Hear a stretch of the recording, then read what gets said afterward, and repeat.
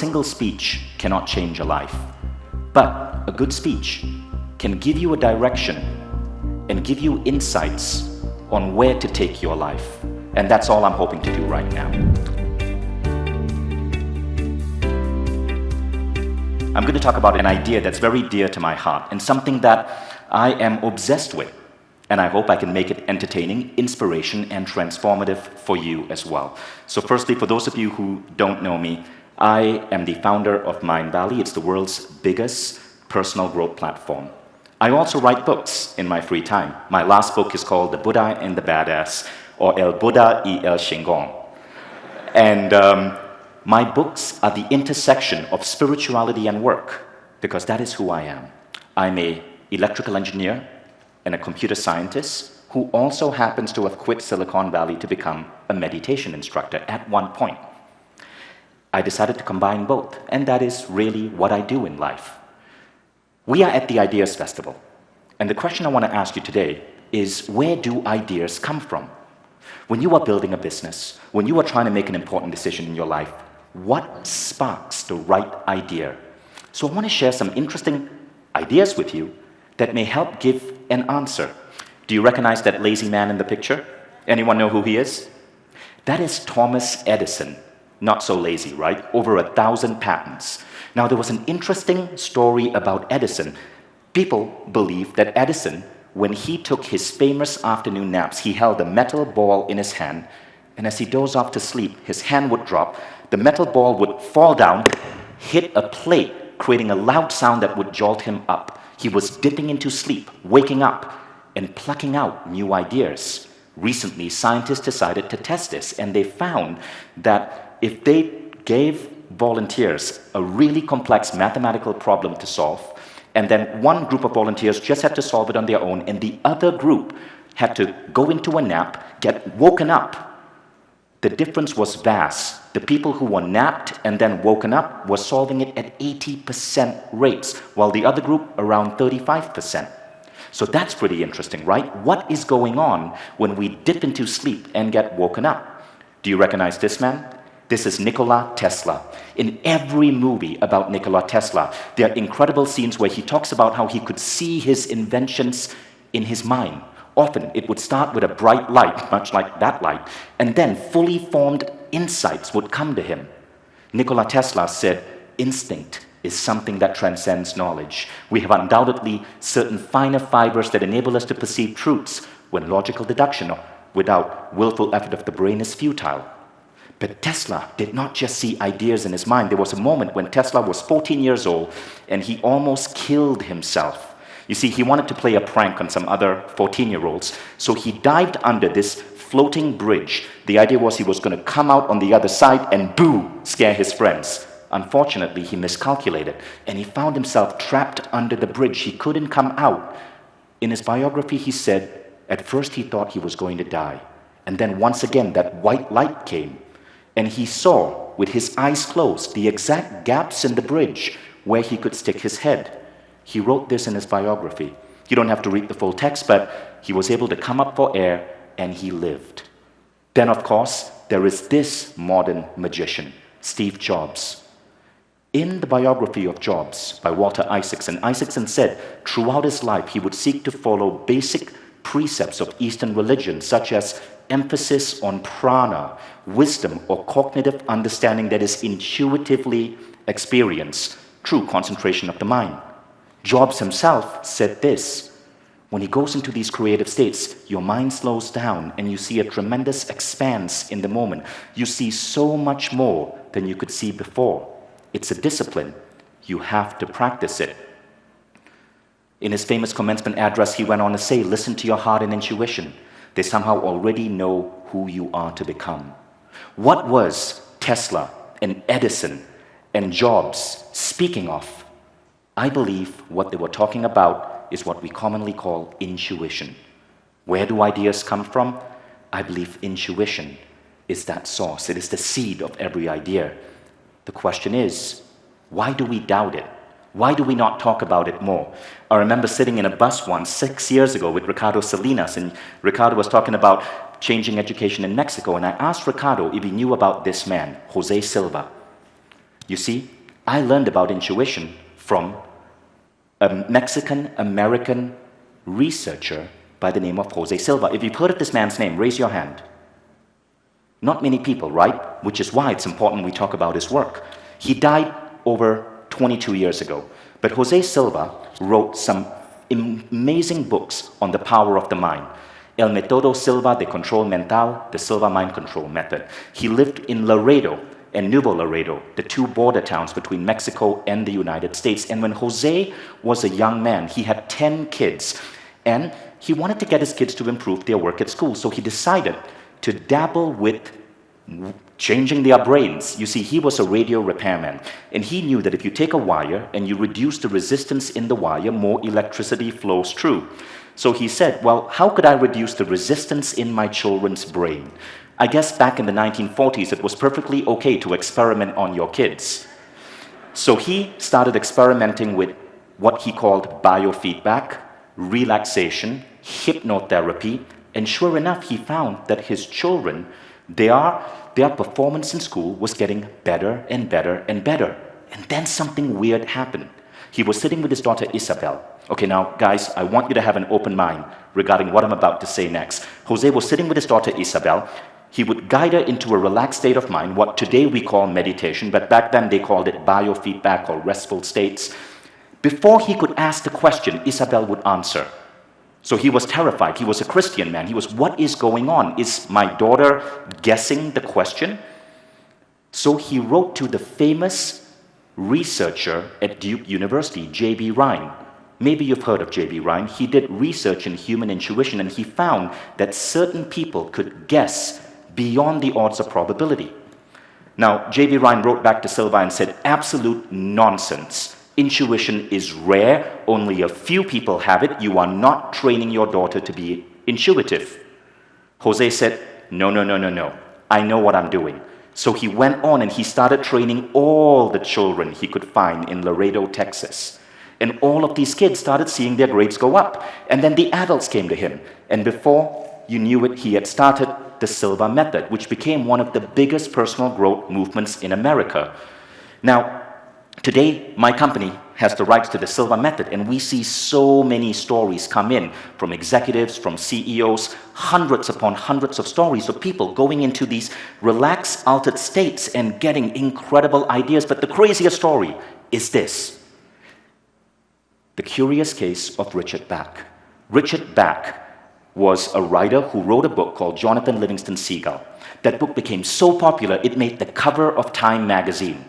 But what people don't know is that as he was writing the book for 5 years, he couldn't figure out how to complete it. And it stayed in his basement, the unpublished manuscript. One day he took a Silva class, and in the class, as he was learning to relax his mind and go into altered states, the ending of the book came. Richard Bach wrote about this.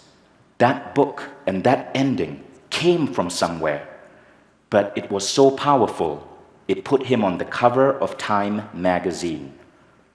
These ideas fascinated me. What was going on with these people who were studying this approach to go into these restful states and seemingly pluck ideas, inventions, creativity from air?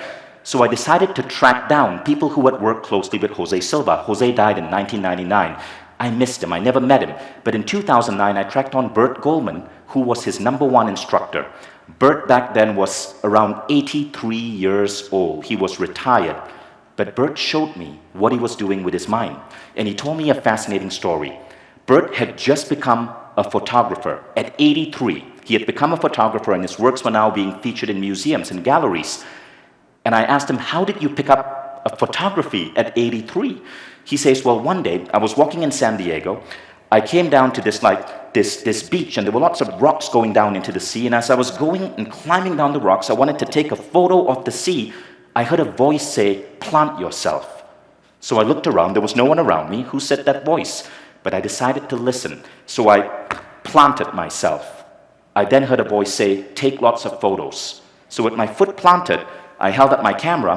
I took lots of photos. And then I went back that day. I developed the film, and I scattered all the photos on the bed, and I noticed something curious about them. They formed an interesting perspective. Bert then showed me this. I filmed this on my iPhone in his house. This was what he created. This is the first one.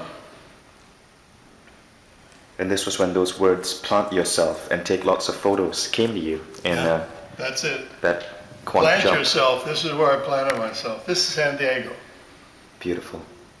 Cool. And then you can see what that evolved into when you look at these pictures. So this is that style of photography that you developed, where you take multiple pictures and you put them together. Wow. It's got this really cool 3D effect to it. That was the result of an 84-year-old man listening to a voice in his head. Maybe we all should be listening to the voices in our head. Now, Bert didn't stop there. I then asked him, so what else are you doing? He had just taught himself to play the piano at 83. Great. So we've seen your painting. Give me 4 numbers from 1 to 7. 6, 4, 3, 1.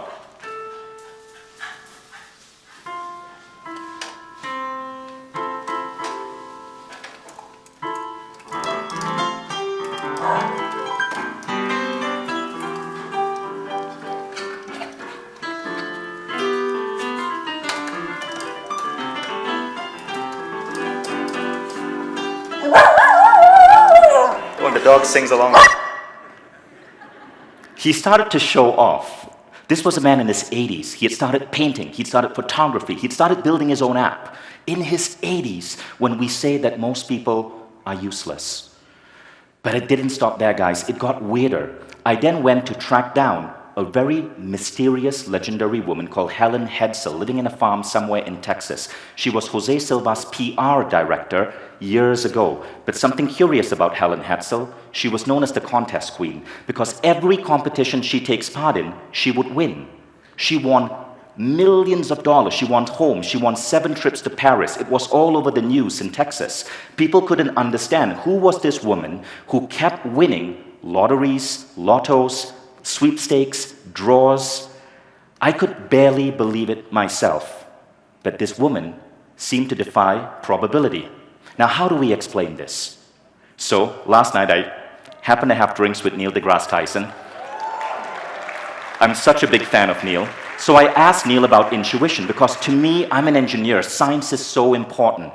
I'm not suggesting there's something mystical here, but I wanted to get Neil's perspective. Now, Neil said, look, there is evidence that when we go into certain states of being, our brains operate at a heightened functionality. There is not enough evidence, he says, that we can somehow share information with other minds. Okay, now that's debatable. There is some studies from the University of Edinburgh, from Duke University, that some of this is possible, but we still have to replicate those over and over again. Now, about Helen, Neil said it could be something like this. If you take 1,000 people and you ask them to flip a coin, heads or tails, and everyone who has tails has to leave the room, after one flip, you have 500. After the second flip, you have 250, then 125, then roughly 62, then roughly 32, then 16, then 8, then 4, then 2, then 1. That one person has flipped the coin heads 10 times. Now the press goes to that person and says, how did you do it? And the person goes, well, you know, I was using my mind, and things like that. So that could be happening too as well, right? We must look at both sides. But still, it's pretty curious that Jose Silva's PR manager keeps winning contest after contest after contest after contest after contest. So what could be going on here? Now, this is what we do know. There is much in science that we do not know. The physicist Nassim Haramein said, spirituality is nothing more than science we have yet to find an equation for. So let's park that aside. Let's talk about what we do know. And what we do know is brainwaves matter. Jose Silva was a big researcher in brainwaves. And one of the early things, even about 100 years ago, we knew was that we operate primarily at a beta waking brainwave frequency. When we meditate, it goes down to alpha, relaxation. Alpha is associated with meditation, with healing. But if you get even more relaxed, we go into a state called theta.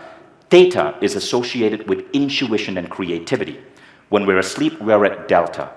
Now, the thing is, you can train people to get into these alpha and theta states, these restful, dreamy states, while staying awake. This is essentially what happens when you're meditating. Now, if you could hear your brainwave, if you were at beta, it's a really loud noise. When you slow down to alpha, this is what it sounds like. This is the alpha frequency, 7 to 14 cycles per second. When you go slower, when you really relax and you get to theta, it sounds like this. Now what you're hearing are actual audio Silva used he would play it in the background of his seminars to guide people into that alpha and theta state. Essentially what he was doing is he was inducing what we call an altered state of consciousness. Now this is really cool. Stephen Kotler and Jamie Wheel wrote a book called Stealing Fire a few years back, and they said that altered states of consciousness today is a $1 trillion economy.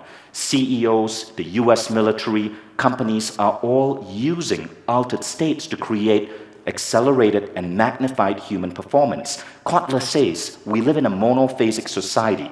In our society, we are told there is one way of being awake. But if you look at ancient cultures, they were polyphasic. The Toltecs, the tribes of the Amazon, the people in India, the Kung Fu masters of China, they did not live in one state of mind. They were polyphasic. For example, I spent time with the Achuar tribe in the Ecuadorian rainforest. These are a dream culture. In other words, the Achuar communicate to each other, they believe, through their dreams. They wake up at 5 a.m., they gather around to drink tea, and then they talk about their dreams. They interpret messages from other tribes across the Amazon through their dreams. To them, the dream world is as real as the waking world. I grew up in a Hindu family. In Hindu culture, we also practice multiple modalities to tap into altered states. The Kung Fu masters of China used altered states in their martial arts performance. But today, we stop. We criticize it. We say, oh, that's not scientific.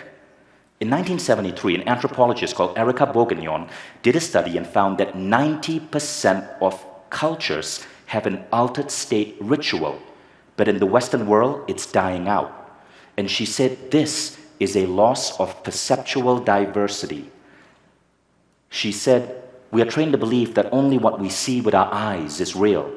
But perceptual diversity means seeing with a much wider lens. It's to feel, it's to see. It creates a better way of relating with each other and the world.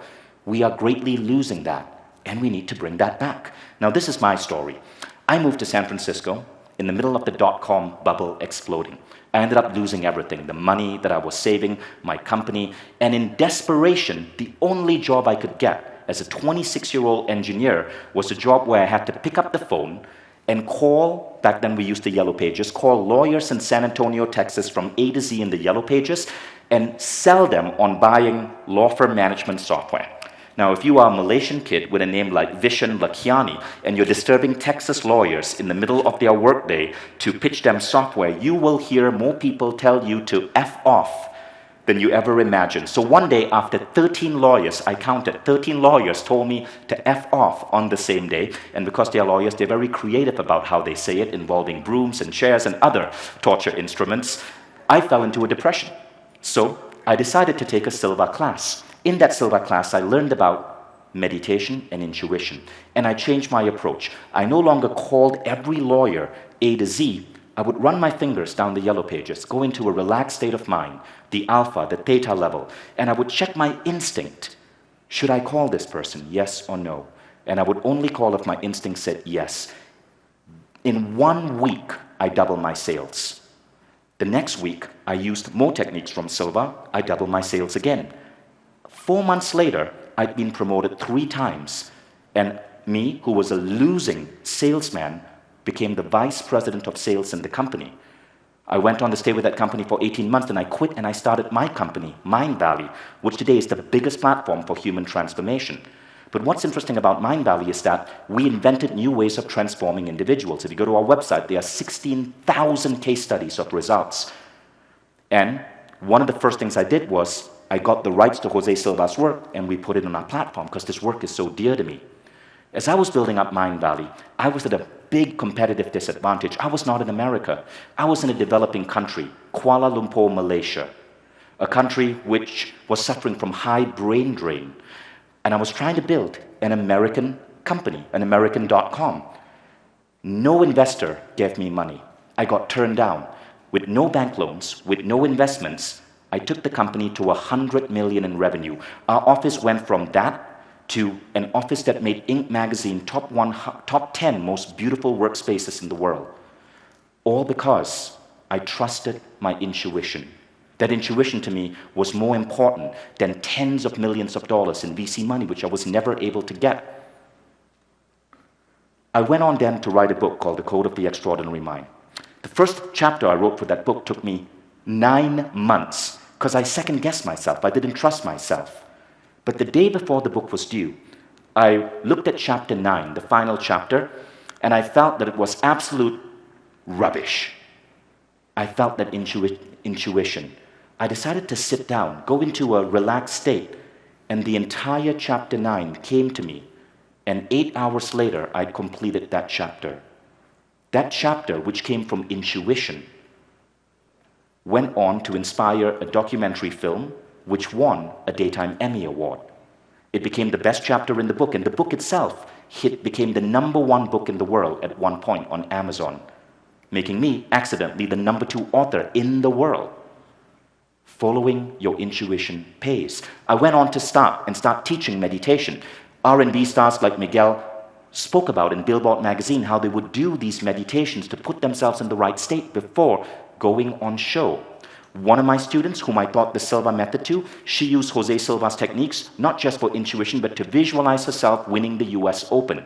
She started at 16 years old. At 19, Bianca Andreescu beat Serena Williams and became the US Open winner. How do we get there? How do we get to this level where our mind, our spirit, the energy that flows within us is helping us in life? Would you guys like to know? So let me give you a simple framework, but the first thing you have to understand is this. We must respect the traditions of our ancestors. They knew something that we are forgetting, and it has to do with tapping into altered states. The man there is one of the most successful entrepreneurs I know in America. 7 companies, including starting America's biggest art licensing company. One day when I asked him how he did it, he said this: I use plant medicine. Any CEO who is not using altered states is at a competitive disadvantage. They will not survive in Silicon Valley, he said. Now, there's research on this. Professor John Michalowski of the Newark College of Engineering did a study on CEOs and intuition, and he found that CEOs who score high on intuitive test actually create more profitable companies. Maybe this is why I was lucky at what I did. And CEOs who do not score high on intuitive tests actually create bad luck for themselves. Daniel Goleman, in his book, gives another really interesting way of looking at this. He talks about altered states, and he says there are 4 ways to get to altered states. So these are the 4 ways that you can explore: neurotraining, breathwork, pharmacology, meditation. Let's look at all 4, okay? Neurotraining, crazy expensive. This is me in the world's #1 neurotraining facility. That's literally what it looks like. It costs $15,000 for 5 days. It's worthwhile if you're rich. But in there, in these labs, what they do is they map onto your brain the ideal brainwave states of Zen monks. Now, next is breathwork. Breathwork is much easier, and breathwork is really growing in popularity right now. Maybe you've heard of Wim Hof.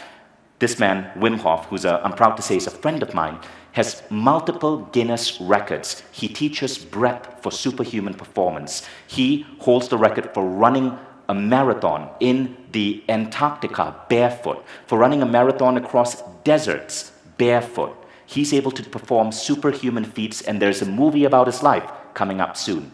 How does he do it? Accessing altered states through breathing. This is essentially breathwork. Breathwork is nice, but it's not very easy to control. When you take a breathwork class, often memories that you may need to heal will come up, but it's very random, but still very, very, very powerful. The third one is pharmacology.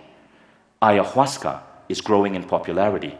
I did an ayahuasca trip with a Colombian shaman 2 years ago. For 7 hours, something spoke to me. And in that dialogue, I saw a fully completed app. I went, invested $1 million, and that app is now being deployed. But it was amazing how screen by screen by screen, even an AI algorithm was all downloaded while I was in this state.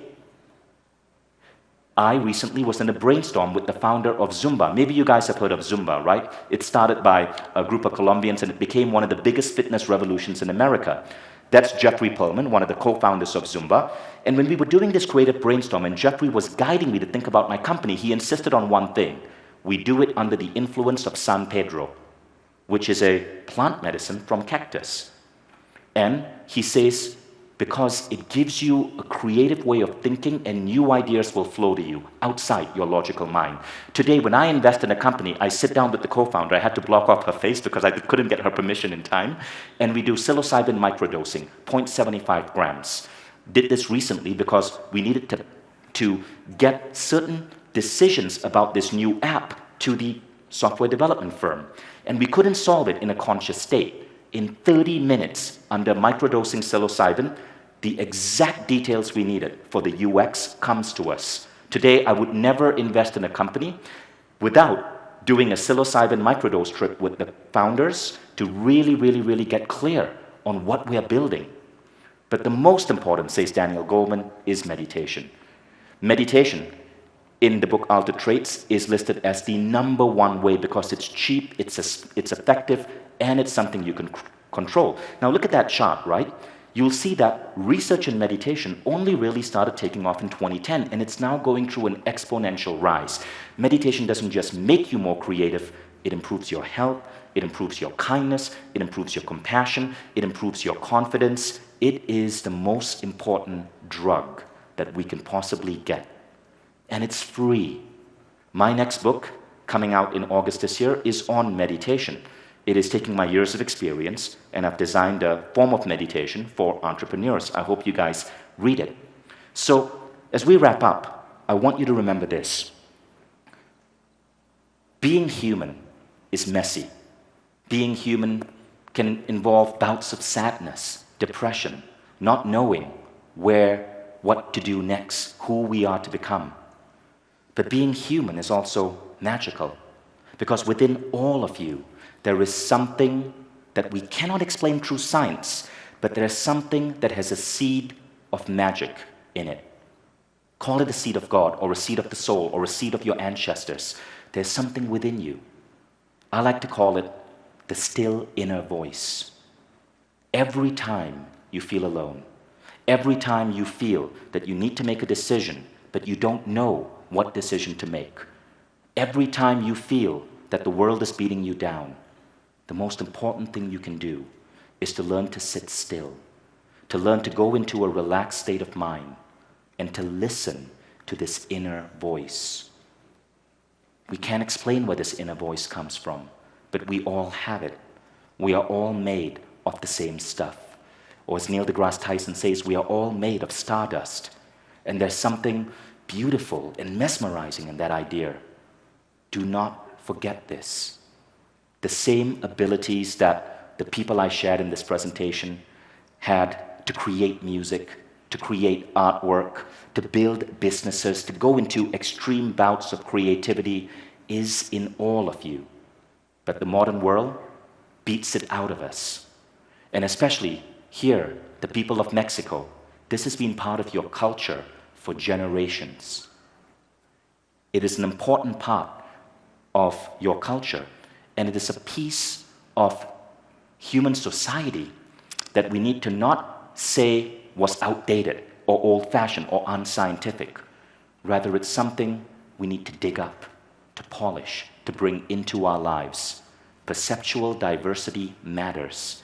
And the more we can understand this, the greater our ability to influence each other and the world. I want you to look at the person on your left. Just look at them. Look at their eyes for a moment. You don't have to have a conversation with them. Now, look the other way. Look at the other person.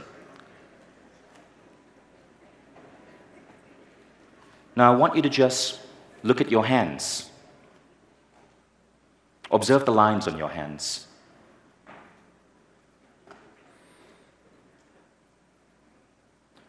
When you look at another human being in the eyes, when you take time to just look and pay attention to the world around you, you automatically induce restful states, altered states. You automatically go back into your body and your soul. You automatically feel more connected to life.